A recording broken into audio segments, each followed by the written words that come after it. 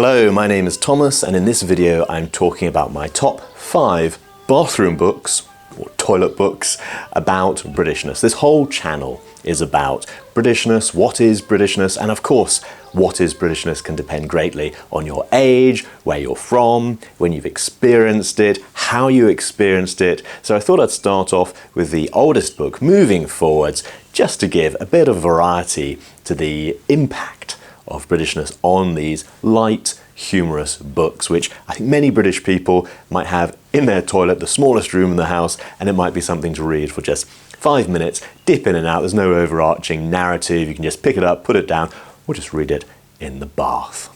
So, my first book on Britishness. The first one is the Book of Heroic Failures by Stephen Pyle. This is the sequel, The Return of Heroic Failures. Stephen Pyle was a man who felt that the modern world, this being the 1980s, was far too obsessed with the idea of self-improvement, self-betterment, and wanted to celebrate, well, failures. Those who tried really hard and for all their efforts failed in some preferably spectacular manner, let's say heroic manner. So he set up the not terribly good club of Great Britain, wrote a book, the book became a bestseller, he was therefore ejected from the club. The club was then inundated with requests for membership, thousands and thousands of people wanted to join this not terribly good club of Great Britain. And so they had to close down the club for being far too successful. So this is number 5 on the list. It's just a little article after little article about people who tried and then failed. And one of my favourite things at The Return of the Heroic Failures has this little errata slip, because even when writing about failures, they failed, just as the club on failure failed by accidentally becoming a success. Here is my first book on Britishness, and it's the oldest. It's a 1980s book. My second book on Britishness is Private Eyes, The Secret Diary of John Major, aged 47 3/4. Now, I admit the more regular suggestion would probably be The Diary of Adrian Mole, aged 13 3/4, which was a satire on just, well, life as a teenager in Britain in the kind of late 80s, early 90s. This, of course, is a 90s book about the British Prime Minister, John Major, who came after Margaret Thatcher, before Tony Blair. It's his diary, and of course it's satirical. The magazine Private Eye comes out every 2 weeks. They often have a column satirising the Prime Minister. With John Major, they did it as a diary, portraying him as a rather dull and rather naive character, being manipulated by all those around him, enjoying his little successes, but also enjoying a certain amount of character development throughout the book. Just a little, but a lot more than I'd expect. Each entry tells the story of, well, what was big in the news for a couple of weeks in the UK in this case 1991.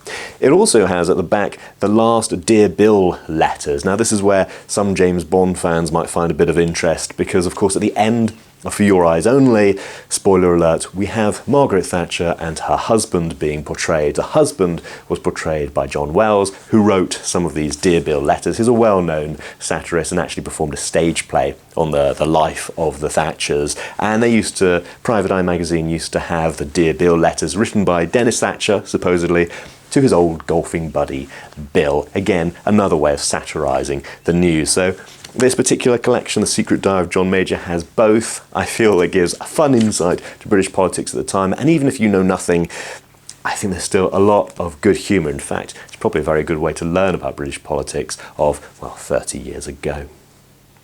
My third book has something for the modern James Bond fan. I'm sure you'll remember the real star of No Time to Die was Hugh Dennis, who played a scientist for at least 2-3 minutes. He's a well-known figure in the UK, having hosted The Now Show, a Radio 4 satirical show, again going for that satirical angle. And he's also been on Mock the Week, where he became better known to a much wider audience. He wrote a book on Britishness in the early, that's around 2013, funnily enough.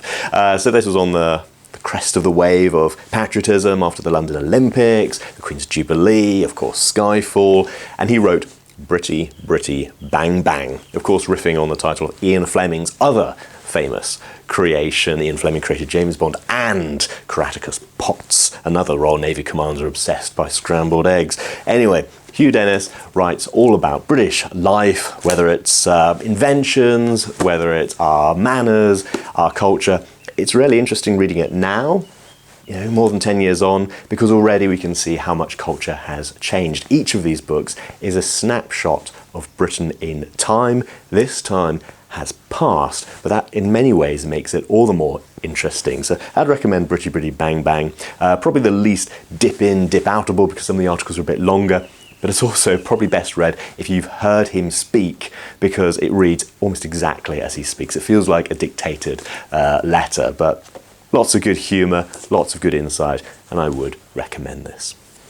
The fourth is probably my best known, the fourth that I'm talking about, I guess number 2 on the list if I'm counting backwards. Very British Problems. This was a Twitter account, of course, in the old days of Twitter, heavily limited on characters, so Very British Problems, mainly focusing on the social awkwardness of Brits. Of course, you can be socially awkward in any country. Many people from all over the world can be very socially awkward, but I feel the Brits celebrate this in a very particular and a very unique way. So this is the book that's really inspired by the Twitter account. Some of it may just be a collection of tweets, and then there's a few longer articles as well. So feeling compelled to actually say the word delete when deleting something, that may well be international, but I feel only the Brits would really celebrate this kind of thing. The desperate moment on realising you're out of milk when you scan the kitchen wondering, is there anything here that can be made into milk? Again, probably quite international, but I feel the Brits do celebrate this in a very particular way. This is a much more recent book, and I feel starts to get into our modern culture much, much more. 2013, pretty much the same as the last book. I was wrong, but it feels more current. My number 1 book may well say a lot about me, because these are the unpublished letters to the Daily Telegraph magazine. This happens to be Here We Go Again, but they produce one every year. The Daily Telegraph is, of course, read by many ex-colonels, retired civil servants, and so on, many people who feel the country just ought to be better run. And this book is filled with great little insights, for example, on women's football.